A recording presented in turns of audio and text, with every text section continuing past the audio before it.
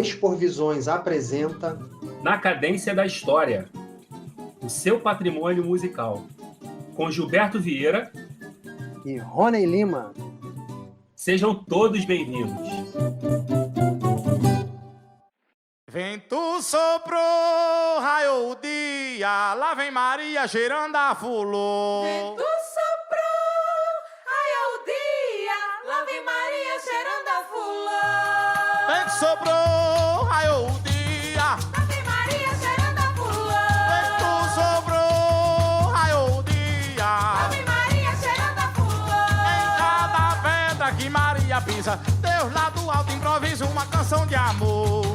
De seu andor de paz e harmonia, lá vem Maria cheirando a fulô.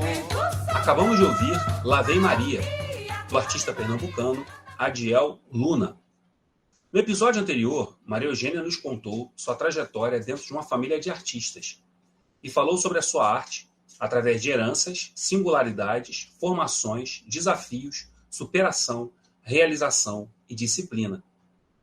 Não deixem de visitar o blog exporvisões.com, miradas afetivas sobre museus, patrimônios e afins. E fiquem agora com o segundo episódio da série. Eu fiquei pensando, eu li as entrevistas que você andou fazendo recentemente e me chamou muita atenção, talvez me tenha sensibilizado o tema que eu vou trazer, por conta de estar atuando, além de músico, atuando também como docente, assim como o Rony.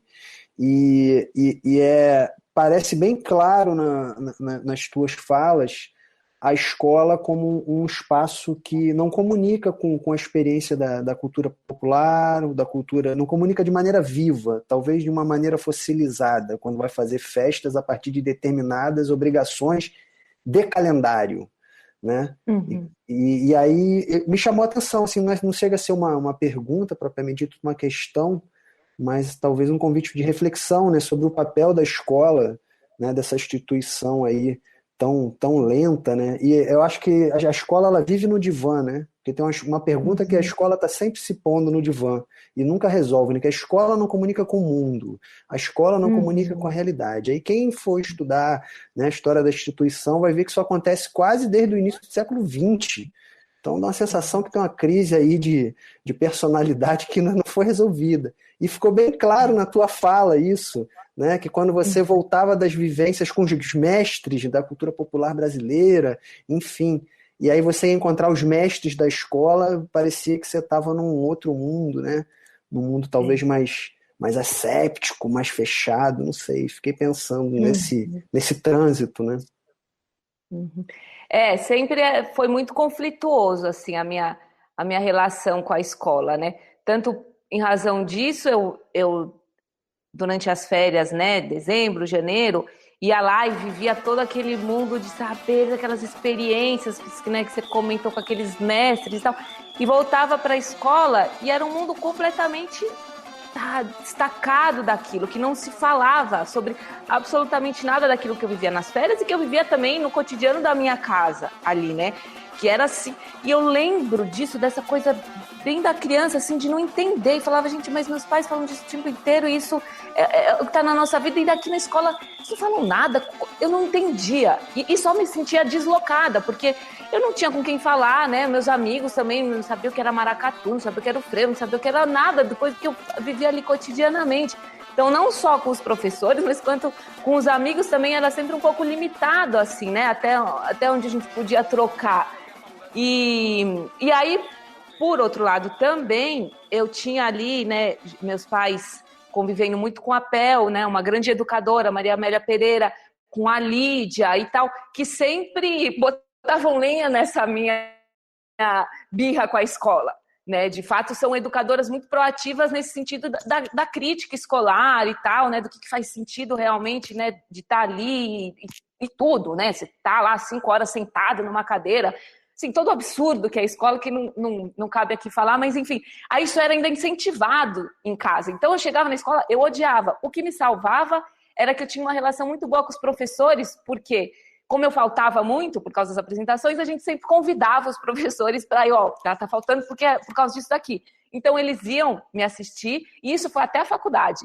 e criava vínculos. E olha que loucura, eu criava vínculos com os professores fora da escola. Quando eles me viam, quando eu via quem eles eram, quando a gente de fato trocava, que isso que devia ser o lugar da escola, né? Com quem que você está ali se comunicando. E aí isso, então cresci nesse lugar assim, contra a escola, mas junto com os professores, e que perpetuou na faculdade, porque na faculdade a mesma coisa, continua o mundo das tradições populares, né, da nossa cultura tradicional, popular, enfim, não está ali também. Né, os professores têm uma relação muito distante, por mais que se saiba nomes, que se estude, é sempre um olhar assim um pouco distante, né? É aquela coisa que aquele povo faz ali, aí usa aqueles termos, aí você vê, né, que a pessoa nunca viu, não tem ali a propriedade da experiência, da vivência, é tudo pelo campo ali do texto, né? E tal, aí você... Enfim, essa desarmonia entre o que eu vivia e o que eu escutava, entre o que os professores traziam, se perpetuou também no campo acadêmico. Muito bom. E você trouxe de novo, né? Acabou remetendo ao termo experiência, né? Que eu falei lá no início sobre a coisa de formação e o quanto na tradição educacional formal esse espaço do meio ele fica vazio, né? Que é o espaço da comunicação, né? Da generosidade, inclusive, dessa instituição formal, né? de ensino, de se comunicar com os outros meios e as outras experiências de formação, especialmente na nossa cultura, no nosso país, especialmente no nosso país, que é um país historicamente, por exemplo, falando da música, né?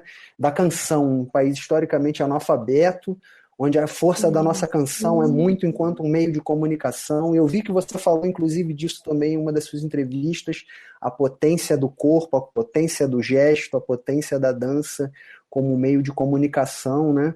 E o quanto se perde nesse meio de campo aí que fica vazio, né? Que a escola, de maneira geral, claro que existem projetos maravilhosos, mas de maneira geral ela se fecha sobre si mesma, né? A gente normalizou umas coisas que eu falo, gente, não é possível, assim, né? Que como se todo o campo do saber tivesse ali nas palavras, né? Na tradução verbal das coisas. Aí você tem 1 hora por semana de educação física que a gente vai jogar bola na quadra. Então, é de uma desarmonia, né, das possibilidades de transmissão de conhecimentos e de formas de comunicar, né? Puxa vida, o corpo, você quer algo que comunique com possibilidades, né, dessa comunicação pelo simbólico, pela conexão entre os inconscientes, assim, né? E tudo isso tá, né, descartado ali, né? A gente não tem essa educação, né? Uma pena. No mínimo, uma pena. Maria Eugênia, deixa eu pegar uma carona exatamente nesse tema também, que assim, você vê alguma possibilidade e como é que seria, se você vê, né, isso, e como que seria justamente esse campo entre um fazer da tradição popular e um fazer da academia? Se você vê essa possibilidade, né, de troca... De como comunicar Isso. É uma coisa que eu não tenho uma resposta muito clara, não. Eu tenho mais, assim, observações que eu faço, né? É um pouco isso, assim, de quando leio um texto sobre algum desses temas, né, que tratam, né, que falou de um caboclinho, ou que mesmo fale sobre Mário de Andrade. É curioso de lendo e você nota e fala, essa pessoa nunca foi num caboclinho, essa pessoa ainda não conhece o que é. Então, eu vejo isso e falo, puxa, eu queria ver como é que seria quando essas pessoas que estão habituadas a estudar, porque eu não estou desfazendo desse processo de leitura e de reflexão, acho isso completamente importante, mas como é que você integra isso a uma experiência emotiva mesmo? Sabe, que você vá lá e você tome café com aquela pessoa, escute aquela pessoa, sinta o cheiro daquele ambiente. Como é que você vai traduzir isso? Como é que você vai juntar essa experiência com o texto que você leu, com algo que você refletiu? Isso eu acho que tem muito pouco. Isso, assim, presunção minha falar, porque eu também não tenho dimensão de tudo que está se criando na academia. Mas do que eu venho acessando, assim, eu falo, poxa, né, como existe esse buraco. E por outro lado, como é o lado que eu me reconheço um pouco mais, que é de estar mais mergulhada nesse convívio e também, às vezes, não me ver muito instigada a uma produção acadêmica. Então, eu também deixo uma lacuna de responsabilidade ali. Eu falo, puxa, mas se eu me dedicasse a esse campo... Então, eu não sei muito como que seria uma saída para isso, assim, mas eu acho que é muito interessante que esses campos se aproximem, assim, né? O campo simples, campo da experiência com a reflexão. Uhum. Só para fazer uma colocação pessoal sobre isso também, Sim. é que a gente está falando de coisas que um é do campo da experiência corporal, né, e o outro é de uma experiência intelectual, né, do raciocínio e tal, né, que tudo faz parte da nossa existência, mas a gente está falando de experiências diferentes mesmo, né? Então, como é que você escreve uma coisa que você não vivenciou no corpo? Se uma trata de uma experiência corporal e o outro, né? Enfim, é só para deixar mais elementos aí para as nossas reflexões e por ser uma reflexão que eu faço frequentemente também. Eu queria puxar só um ganchinho também mais aí, Maria, a gente perguntar, até para atualizar também, que a gente já teve a oportunidade de falar sobre isso algum tempo atrás, eu queria, como é que você vê hoje esse campo da produção de uma constituição de uma dança e de uma música brasileira, né? Como é que você vê isso? Que eu sei que isso é um assunto que permeia, né, a sua vida e tal. E como é que você vê isso no campo artístico, eu estou falando, né? Como é que você percebe hoje o que seria e por onde seria, e se seria possível essa composição, né, de uma dança ou de uma música, de um fazer artístico que a gente pudesse caracterizar como uma dança brasileira, né? Hélder, vou te falar assim, que nesse momento eu não sei. Porque durante muito tempo eu acreditei um pouco isso, né, por crescer com essa ideia do meu pai, né, de se criar uma dança brasileira e de como seria formalizar isso tecnicamente e tal. Mas dentro de mim tem algo que não acredita muito nesses procedimentos, de certo modo, impositivos. Eu acredito que, assim, essas danças surgiram de processos, como o Gilberto falou, tão orgânicos, né? São sempre processos ali em comunidade que vão se adaptando, que vem, né, da nossa herança centro-africana e tal. E sobrevive às custas de todas as mazelas, assim. Então, um pouco eu vejo, mano, quem sou eu para pensar numa dança brasileira, no que vai representar a nossa movimentação corporal brasileira? Me sinto extremamente ignorante. Eu tô, nesse momento, aprendendo muita coisa nesse sentido, assim. Inclusive, é uma coisa, assim, de dias pra cá, de falar, cara, eu acho que não me cabe mais falar que eu estou dançando caboclinho, que eu estou dançando cavalo marinho. Eu estou fazendo danças inspiradas no caboclinho, porque isso tudo é um campo de universo que eu não tenho tanto conhecimento, sabe? Eu não sei tanto do cavalo marinho, esse cavalo, porque esses dias, um parênteses, eu conversei com a Mariana Salu e fiz uma longa entrevista com ela, e ela contando do quanto ela não sabia, o quanto ela estava pesquisando. Eu falei, se Mariana Salu não está pesquisando e diz que não sabe, quem sou eu para saber alguma coisa assim, sabe? Então, isso é uma coisa que, eu acho que dessa pesquisa, de estar aberta mesmo, sabe? Escutando, lendo e refletindo. Então, eu não tenho uma coisa pronta nesse momento de falar, olha, acredito. O que eu acredito é que, assim, a gente tem um ouro, né, de criações artísticas E esse ouro, ele tende, isso eu acredito, eu compactuo um pouco daquela visão do Mário de Andrade pessimista de que está acabando, né? Pode ser que amanhã eu mude, mas nesse momento eu tenho um olhar um tanto saudosista, assim, de falar, gente, a gente está perdendo muita coisa linda por coisas inorgânicas, por imposições econômicas, por imposições sociais, por coisas que não são nada positivas orgânicas, sabe? Então eu acho que tem que ter um movimento, aí sim, um positivo, de como é que a gente garante esses espaços para essas produções culturais se manterem alimentando, né? Na verdade, para as pessoas manterem se alimentando dessas produções culturais tão vitais, tão socialmente importantes. E aí, um pouco, para mim, não interessa muito o que isso vai dar, que nome isso vai ser, o que a gente vai criar, que embalagem a gente vai botar nisso. Para mim, o importante é brinquem, preservem esses espaços das brincadeiras que carregam muitas questões ali sociais, né? Vínculos, coisas de coletividade, enfim, séries de aspectos que a gente já falou aqui. Isso é importante para mim.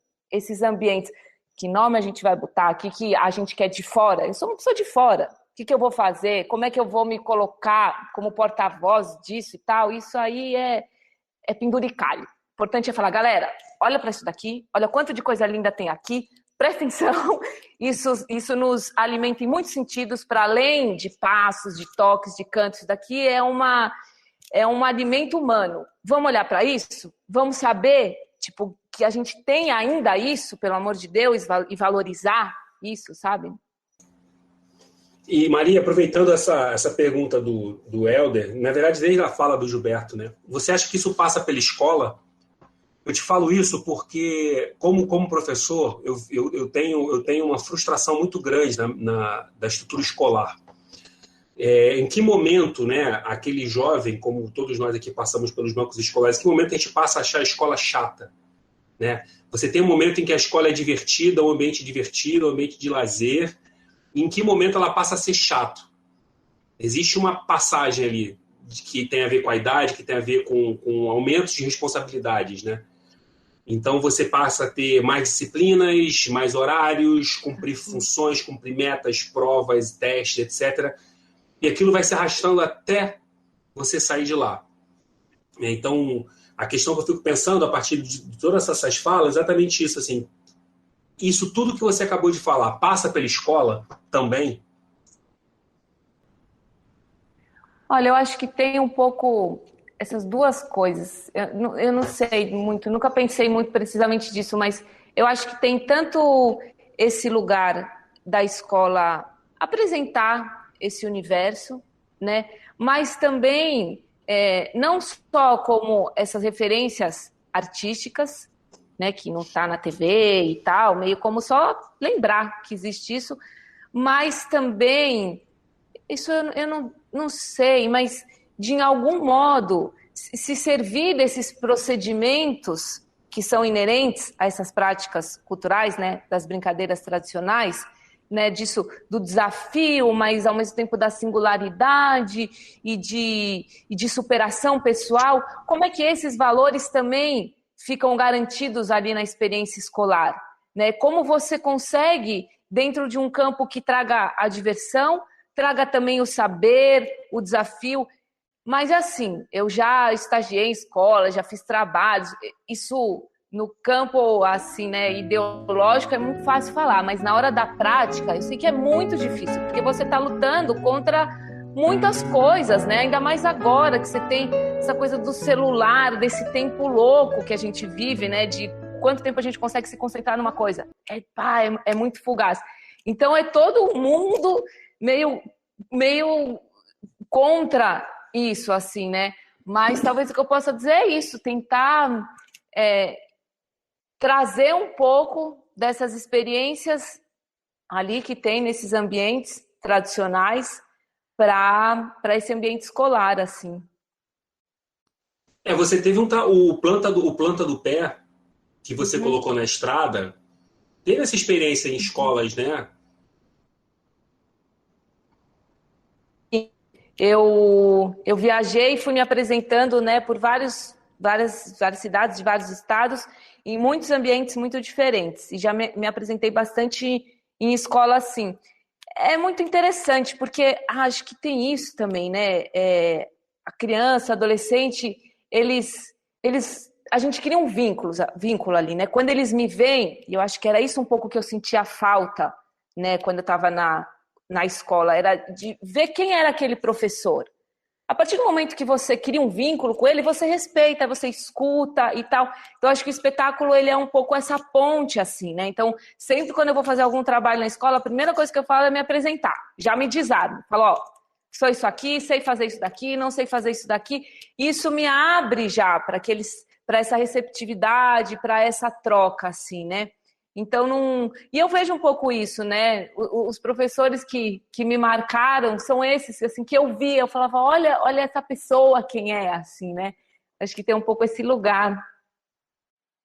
Eu só queria falar um pouquinho, perguntar um pouquinho para a Maria Eugênia, ouvir dela, um pouco do que ela falou aí dos procedimentos, assim, né? Não, claro, no tempo que é possível a gente trazer isso aqui de forma resumida e tal, mas que procedimentos poderiam ser esses que a gente poderia levar para outros contextos, por exemplo, o das escolas e tal.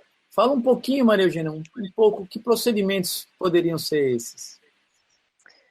Olha, Helder, eu acho que, eu não sei dizer assim precisamente o quê, mas eu acho que procedimentos que envolvessem esse espaço, primeiro do desafio, mas de um desafio que a pessoa se vê capaz, sabe? E que se vê ali também um desafio sobre o aspecto da diversão.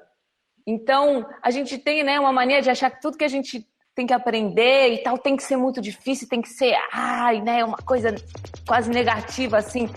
E poxa, você sabe bem, né, um cavalo marinho ali, quantos desafios ele não propõe? Mas quão divertido é aquilo? Então, eu acho que esses procedimentos que envolvam isso, assim, que a pessoa se veja compelida a fazer o melhor dela, a entrar e não ter medo, né, de tomar contato com as dificuldades, com as limitações dela, porque ela sabe que ela está num ambiente seguro, que ela está num ambiente de acolhimento, de respeito, de riso, né? Então, voltando até para a coisa da Mariana, assim, ela contou um dia que ela colocou uma figura, elas fizeram um cavalo marinho de mulheres. Não, isso era antes. Quando ela bem criança, pediu para o pai dela para colocar o capitão. E aí ela conta que estava morrendo de medo e tal, e que colocou, que ela sempre foi muito tímida, colocou o capitão, e aí todo mundo começou a rir, porque nunca tinha ouvido um capitão com voz de mulher. E aí ela começou a rir também, e aí nisso ela falou o texto e tal. E você vê que genial isso, né? Você fala, poxa, ela estava ali vencendo várias barreiras e vários níveis, até nesse campo, né? Um pouco desse ambiente machista, se expondo como mulher e tal. E enfrentou e riu daquilo, e sem dúvida aquilo fez um efeito que ela está agora, com 30 anos, me contando dessa experiência. Né? Então vejo o quanto de significado, né, não traz essas brincadeiras. Então, esses procedimentos que eu acho, Helder, eu acho que, sobretudo, assim, se eu tivesse que elencar palavras, dessa singularidade, desse espaço onde você possa se colocar vulnerável, porque você sabe que tem o acolhimento, assim, é isso. Helder, primeiro agradecer de novo pela parceria, que eu espero que, tanto com você quanto com a Maria, seja muito, né, de muita produção, né, que a gente não quer mais largar vocês, se vocês também assim toparem. Então, agradecer muito ao Helder pela presença, mais uma vez, né, agora do lado de cá, do lado da gente aqui, e também agradecer muito a Maria Eugênia pela disponibilidade, por esse bate-papo que foi incrível, maravilhoso sobre a nossa cultura, né? Eu acho que a gente consegue, né, Gilberto, fechar essa nossa proposta de série de programas dedicada a essa cultura brasileira com o Helder e com a Maria Eugênia, né? Muito bom. Muito obrigado mesmo, gente. Fico feliz, agradeço, e é muito bom a sensação de estar conversando aqui com a Maria Eugênia. É uma sensação de não estar só, né? De cada um com o seu fazer, né? Com as suas características, mas dá uma sensação de que e que a gente não está só. E isso é muito potente, né? Então, obrigado e estamos juntos aí. Vamos nessa. É isso. Meninos, Rony e Gilberto, agradeço muito o convite. Assim, né? Falar é sempre um exercício de organizar coisas que nem eu sabia que eu pensava, e você vai verbalizando, vai organizando, falando, olha, que interessante, né? Propõe reflexão. E, Helder, muito obrigada pela sua generosidade aqui comigo, de propor essas perguntas, né? É muito gostoso, assim, que a gente se conhece há muitos anos, então eu fico muito, muito confortável com a sua presença e à vontade, assim, e reconheço essa sua generosidade mesmo de conversar aqui e propor essas perguntas tão bacanas. Terminamos assim mais um episódio do Expor Visões na Cadência da História. Queremos agradecer a audiência de vocês. Críticas e sugestões são sempre bem-vindas. E não deixem de visitar o blog exporvisões.com. Até a próxima!